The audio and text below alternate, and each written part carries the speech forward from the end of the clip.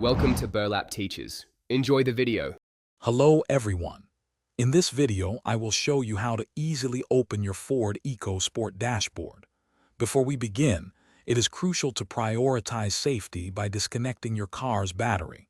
You will need a set of plastic pry tools and various screwdrivers, including a T20 size. Also, remember to shift your gear lever into a cross position. This simple step provides much better access to the dashboard area, making the entire process smoother and more efficient for you. Now, let's start by detaching the trim panels. Begin by gently prying off the side panels located near the dashboard. A plastic pry tool works best to avoid scratches. Next, unclip and unscrew any covers surrounding the gear stick area. You will find 2 screws and several clips here. Then, move to the instrument cluster cover. Carefully detach its 2 clips and remove the 2 screws holding it in place. Take your time with each piece to prevent any damage. With the trim panels removed, we can now access the main dashboard components.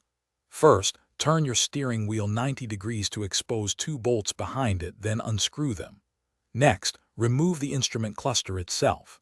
It is secured by 2 bolts at the bottom and 1 clip. Carefully disconnect its electrical connector.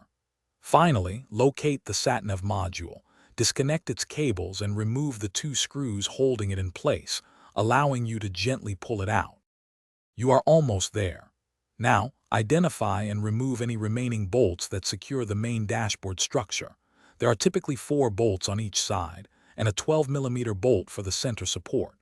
Once all fasteners are removed, gently pull the entire dashboard free, making sure no hidden cables or clips are still attached. Reassembly is simply the reverse process. Ensure every clip and screw is securely fastened for a stable and safe finish. Great job!